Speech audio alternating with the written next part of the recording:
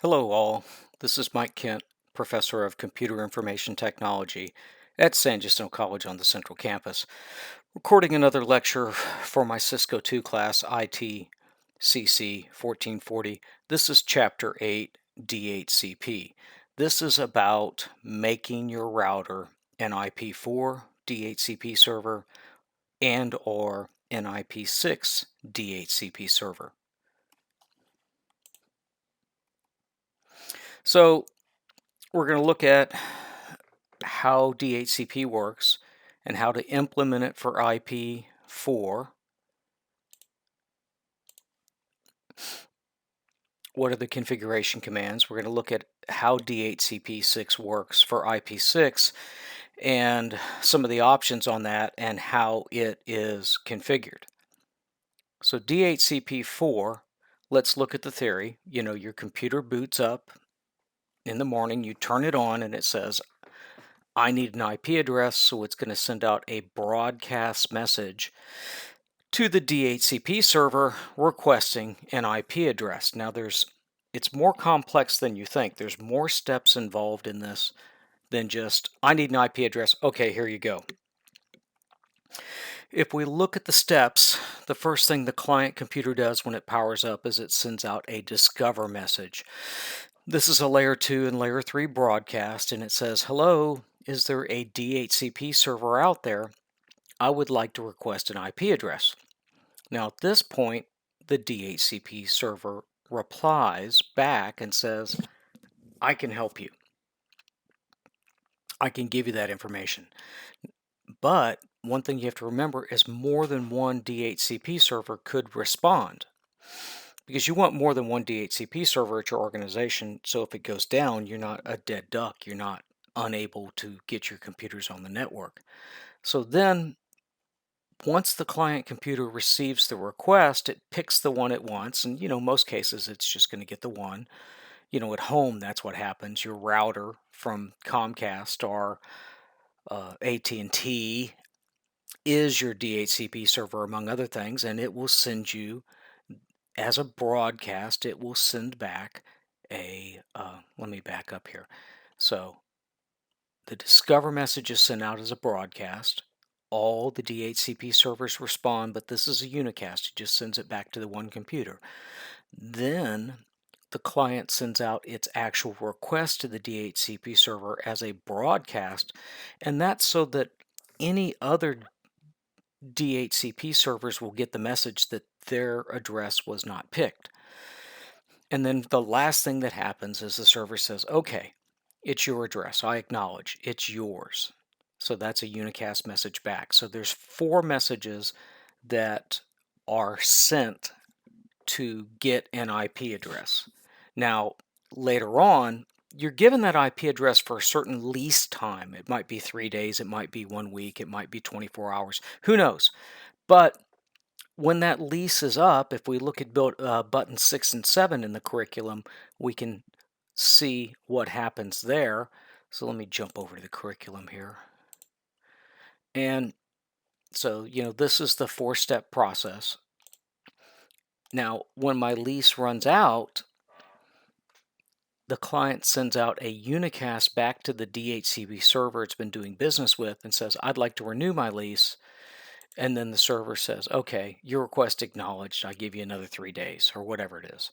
So that's another aspect of DHCP.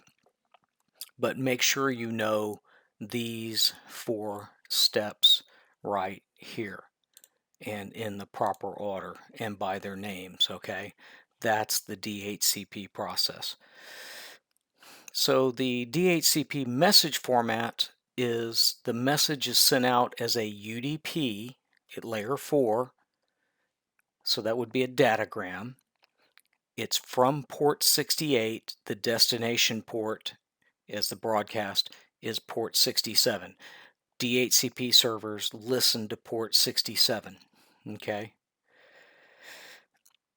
When the server responds back, it's port 67 for the source port, and it's sending it back to your port 68 that you requested it from.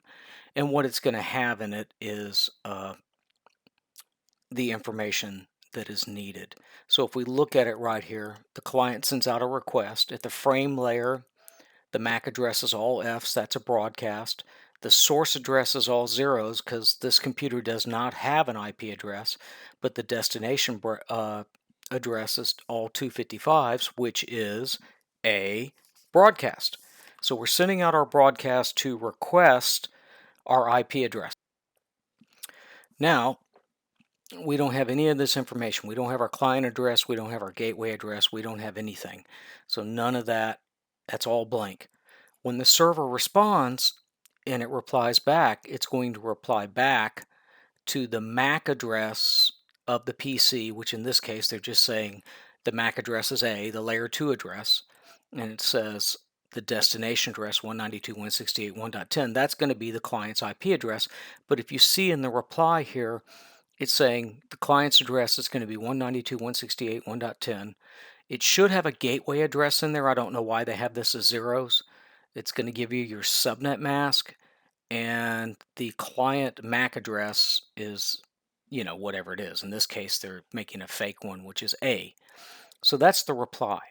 So it gets all that information it needs. It's going to get it. Its address is going to be in the reply for the client.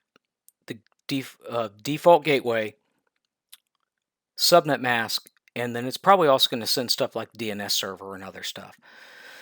So that's the two messages. So there's a drag and drop exercise on 8115 to make sure you know these in the proper order. So do this several times, make sure you've got that down, okay?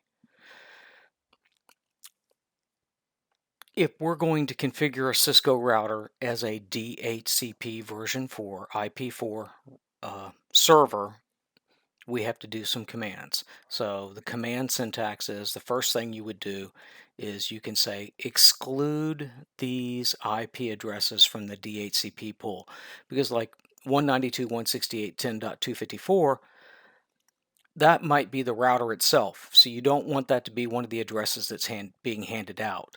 Or the router might be 192.168.10.1 and switches. The first 10 addresses in that network, 1 to 9, this is a range. We're saying do not hand these addresses out.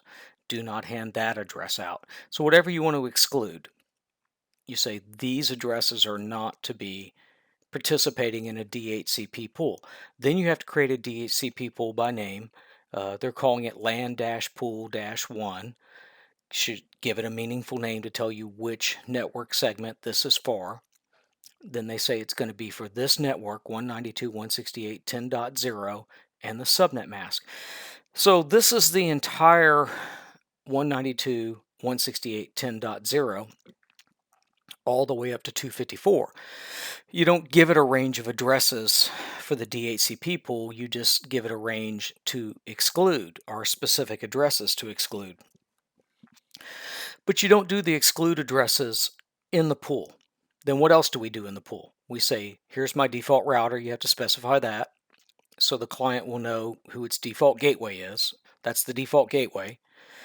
DNS server, client needs to know what its DNS server is so it knows how to translate yahoo.com into the proper IP address, and then it needs to know its domain. So once you've done all this, you can say end, okay? And that's basically it. You don't have to go into an interface and say this pool is on that interface. IP4 figures it out because that interface, you've assigned an IP address to that interface that's on that network, so it knows where that network is. It knows where that network is because that interface is up and running on that. So how do we verify DHCP4? Well, you can just do show run and look at your commands, and you can use the pipe command and tell it to only show you certain sections of the run, or you can just say show run and look through the whole thing. Show running config. We can say show IP DHCP bindings, which will show us which IP addresses have been handed out to clients. And we can say show IP DHCP server statistics to tell you what's going on, okay, to see if it's running. So that's how we can see uh, that our DHCP is actually operating and it's handed out some IP addresses. So another situation you get into is you don't want to make every single router a DHCP server. You want to centralize it somewhere on your network. So to do that, like if we want to put all our DHCP services on router 2, then we have to tell router 1 to relay DHCP requests to router 2. Because normally a broadcast, if this network, if a computer on this network does a broadcast, the broadcast is going to stop at router 1. It will not propagate to router 2. Remember, broadcasts stay on the same network. They go to the router, but not through the router. So we have to set up a relay agent to tell router 1 to relay DHCP requests to router 2. So the way you do that's pretty easy. You go into the interface in question, G00, say IP helper dash address, and you tell it the IP address of the DHCP server, which in this case is 192.168.11.6. And it wouldn't necessarily be a Cisco router that your DHCP server is. In fact, it probably would not be. It would probably be maybe a Microsoft server or something. So DHCP is DHCP. It's not, it's implemented the same way whether it's on a Cisco device. I mean, it works the same way. The commands are different, but it works the same way whether it's a Cisco device or a Microsoft server or your Comcast router, okay? But the protocol is identical. So if we want to relay the DHCP to the next computer, to the next device, to the DHCP server, because we are not the DHCP server, we use the helper address. So, and we're going to have some labs on that. You're going to have a hands-on lab and packet tracers on basic DHCP configuration. So uh, a small home router like a Linksys or a Netgear or whatever, it's going to be set up for DHCP by default. You just have to go in and set the IP addresses to be handed out. Now, say you don't want to hard code the IP address on your router here. You want to get it from a DHCP server like from your ISP. So for a Cisco device, you go into the interface, instead of saying IP address 192, blah, blah, blah, blah, blah, you say IP address DHCP, no shutdown. So then this router will send out a DHCP request. It will get an offer. It will request, it will get it. It'll go through that 4-step process and get an IP address from the ISP. That's actually what your home routers do, your AT&T or Comcast. When they power up, they do a DHCP request to your internet service provider DHCP server, which sends them their IP address. It's not hard coded. If it was hard coded, if they had to make changes in the network addressing scheme, they'd have to send a technician to every single router, to everybody's house, or they'd have to remote in to everybody's router, small home router modem. So it's just done by DHCP. Uh, and once you've done that, you can say show IP interface, whatever, and you can see that you got an internet address and it was determined by DHCP. So that's how you can confirm that's working. So on a home router, you can go in and actually set it to get its IP address from from your ISP, and you can set what network your home router's on. By default, it's usually 192.168.1.0/24. And you can say what range of addresses to hand out, okay? So it varies from router to router, and that will be configured by default from whoever your ISP, whoever your internet service provider is. They'll have that set up for you unless you want to change it. Now, I do at my house what I call a double NAT. I have my own personal router plugged into the AT&T router, and I don't use the AT&T network, wireless network, except for testing.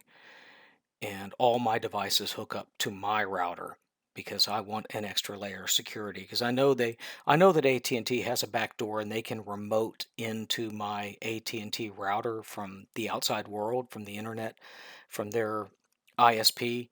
And if that ever got hacked, I don't want hackers being able to break into, if they're breaking into millions or hundreds of thousands of people's home networks, I don't want mine to be one of them. So that's why I have an extra router. So we'll have a packet tracer on configuring uh, DHCP4 on a Cisco router. Troubleshooting. How do we troubleshoot DHCP? So to troubleshoot it, we could have address conflicts. Two devices have the same address. Physical connectivity. Can you ping it? Can you see it? You can temporarily hard code an IP address to see if it's talking to the default gateway. Make sure your switch port configuration, they're on the correct VLAN. The port is not shut down. So all that VLAN troubleshooting. And then make sure you're on the same subnet or the same VLAN. So if two computers have an IP conflict, you can, on the one network from that router, you can say show IP DHCP conflict to check for conflicts. You can say show run to make sure that you've got your DHCP configured correctly. In this case, we have a helper address saying that we're not the DHCP server, but it's at 192.168.11.6. So this command right here, they just want to make sure you have not, if you have a Cisco router that's supposed to be your DHCP server, if you've issued the command no service DHCP, you've turned off DHCP. So they just want to make sure you don't have that command in your show run. Because if you have that, that's going to be your problem. It's the old joke in auto repair. There's your problem, lady. Yeah. Well, there's your problem, sir. If you turned your DHCP off, no matter what DHCP commands you have configured on your router, they ain't going to work. So we can also go into debug mode and see DHCP packets that are coming in and out of the router and messages and events. So what they're going to do here is they're going to create a little access control list. This is an advanced, an extended access control list where it's looking at source and destination addresses, where the port number is 67 and where the port number is 68. Remember, that's the two port numbers that are used in DHCP. And then they're going to say debug IP packet from access list 100. So this is going to show you DHCP activity that's coming in and out of the router. Now to turn debug can bog your router down, so don't forget that you can get rid of debugging by saying no debug all, or you could get rid of this debugging by just sticking the word no in front of it. Now on your DHCP server itself, you could say debug IP DHCP server events, so that when you power a PC up on the network or you go to the PC command prompt and say ipconfig/renew, that will trigger a DHCP exchange. You should see those events happening on your DHCP server, so you can test that. So debugging lets you see what's going on behind the curtains. So we could have some troubleshooting on DHCP. Now DHCP 6, so we're just the packet tracers and the hands-on labs cover this stuff. Now in the spring of 2020, we're not doing the hands-on labs. DHCP for version 6 of IP. Let's talk about that. So the way it works by default, the way it works for IP version 6 is your client computer boots up and it sends out a router solicitation anycast. Remember, on IP6 you don't have broadcasts, you have anycasts. The router that will then reply with a router advertisement. And the router advertisement is just going to say your prefix is here's the first 64 bits of your IP address. It's /64, and I'm your default gateway. It doesn't give the PC, the client, the host address. The client uses Slack to auto-generate its own host address, or it just randomly generates a host address of 64 bits. Okay, we'll talk more detail about that in just a little bit. So by default, IP6 out of the box does not use DHCP. If to make the router send out those routing advertisements, you have to say IPv6 unicast routing. You have to turn on IP6 on the, that's your first command. So then the PC sends out a router solicitation message to the all routers multicast address. I'm sorry, it doesn't send out an anycast, it's a multicast to all routers, that it needs a router advertisement. And then the router responds with a router advertisement that has the prefix, 2001 DB8, blah, blah, blah, blah, blah, and it's a /64. Then PC1 uses that information to create its global unicast address by auto-generating its host address. And then the last thing that the PC does is there's a very, very small chance that it auto-generated the same host address as another computer on that network. So then it sends out a neighbor solicitation message with its own IP address to see if anybody responds. And if anybody responds from the neighbor solicitation message, then the PC knows it was extraordinarily unlucky and generated a duplicate IP6 address. So then it randomly generates another one so that you don't have that IP6 address conflict. So that's the steps it's talking about right here. So there are 3 options though when the PC sends out that router solicitation to the multicast group of routers. The router can respond and say, only use the router advertisement, and that's what we saw here. Here's your network, you're a /64, I'm your router. Make up the rest yourself. The second option the router can do is say, use the router advertisement to figure out your use the router advertisement to get your IP address, just like in the first option, but get some other information from a DHCP v6 server. The other information would be your DNS server, your domain, the other information you need to know. And then finally, option number 3 is the router says, I can't help you, use the DHCP version 6 server. Okay, so third option right here is identical to, basically this is DHCP for IP version 4. Okay, and to do that we have to issue some commands on the router DHCP server we have to issue some commands on the router on what message to send back to the PC. So Slack is router advertisement only to figure out your network and your default gateway and blah, blah, blah, blah, blah.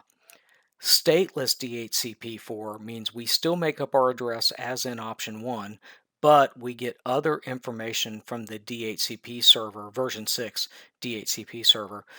And stateful is we ask the DHCP server version 6 for an IP address and get all our information just like IP4. Okay, so know those 3 options. So for this to happen, there's 2 flags that are set in the message, the M flag and the O flag. So if you're just doing Slack, the default option, both the M flag and the O flag are set to 0 in the router advertisement. So the router says, this is everything you need. You don't need to talk to anybody else when you do the router solicitation. So when the router advertisement comes back, those two flags are set to 0. That's option one. Okay. Now option 2, we can have a stateless DHCP version 6 server. So the client uses the router advertisement message to get its addressing, but additional parameters are received from an additional conversation with the DHCP 6 server. So first thing it does, router solicitation. The router replies, said, here's your network, you're a /64, make up your host address portion. So it sets the other flag from 0 to 1. When it sets the other flag to 1, it says you must talk to the DHCP server to get your other information. So then the PC does a DHCP version 6 exchange after it's done the router solicitation and received the router advertisement. The way you set that O flag to 1 on the router is IPv6 ND other config flag. You're turning on the other config flag. The third option is you send out a router solicitation message. The router responds with the M flag turned on. The M flag means I can't help you. You must talk to the DHCP version 6 server to get all of your information. The way you do that on the router is IPv6 ND managed config flag. You turn on the managed config flag. So we've got the other flag and the managed flag. So depending on how you have your network set up, that's the command you would have to set up on the router, on each router. So if we've got the managed flag set, then the PC is going to send out, it's going to boot up, the client's going to boot up, send out the router solicitation message. The router's going to reply with a router advertisement and saying, I can't help you. So then the PC is going to send out a message to all DHCP servers, version 6. The DHCP server version 6 is going to advertise an IP address back to the client. Then the client's going to go, that sounds good. It's going to request that information as a unicast. And then the DHCP server is going to reply. So we still have a 4-step process here if it's stateful. The names are a little different. We have solicit, advertise, request, reply.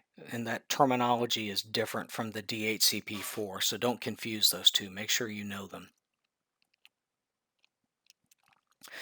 There is a drag and drop on 8218 to make sure you know these 4 steps, which again are solicit, advertise, request, reply. So do that drag and drop a few times. Go back to the drag and drop for DHCP4 to know those steps so you're not confusing the two.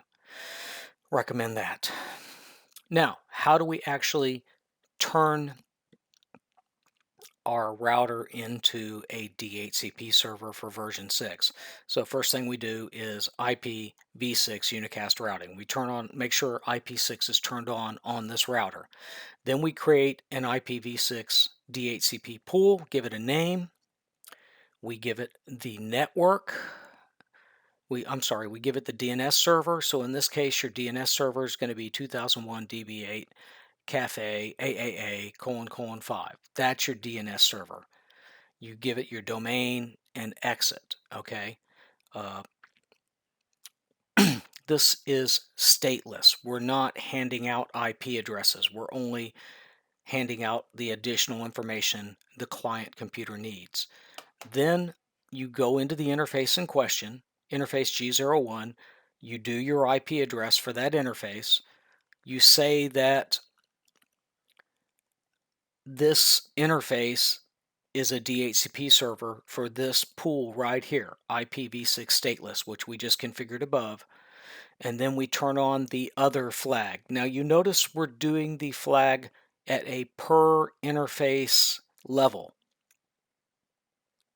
So you set the flags on each interface.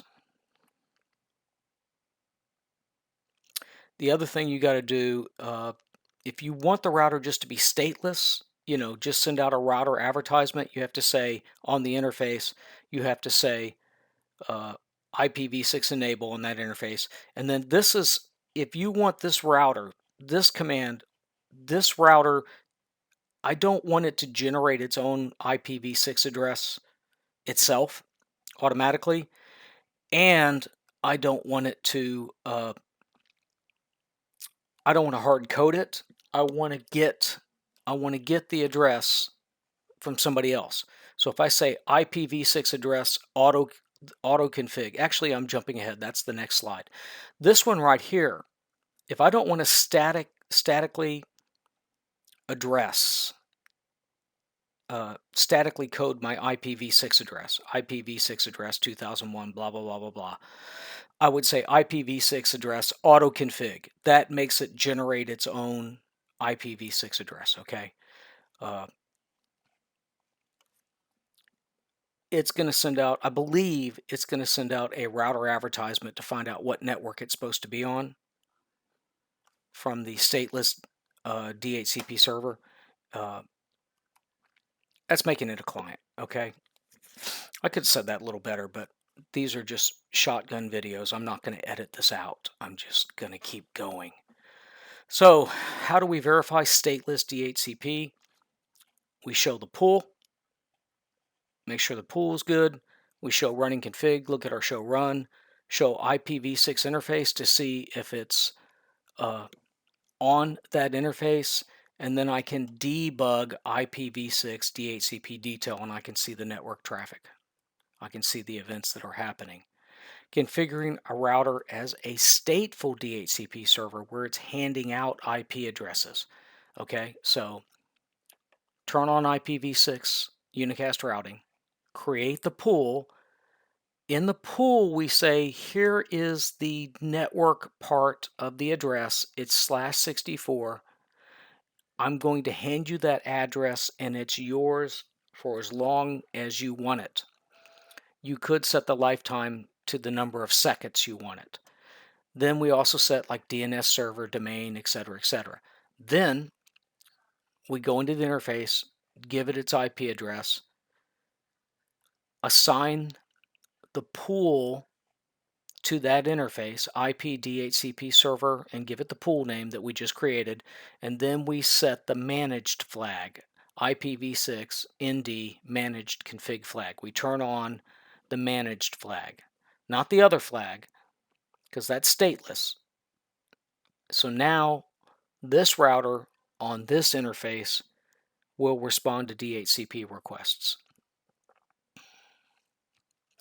If I want my router to get its IP address from a DHCP server for IP6, of course you turn on IP6 on the interface, IPv6 enable, and then you say IPv6 address DHCP. So then it's going to request its IP address, its IPv6 address from the DHCP version 6 server, just like a client computer. So how do we verify stateful DHCP? We look at our pool, show IPv6 DHCP pool. We look at our bindings to see which IP addresses have been handed out, and then we can look at the interfaces to see if a pool has been assigned to an interface. Now you might want to do that relay as well. You might want to have your DHCP v6 server on router 2. So those messages requesting IP addresses would not make it through router 1. So it's not a helper address like it was for IP4. It's a different command. You go into the interface, IPv6 DHCP relay destination, and then you give it the IP address of that server. Same idea, different command for IP6. I guess they had to change it up some. So there's some labs on this for configuring IPv6 v6 DHCP.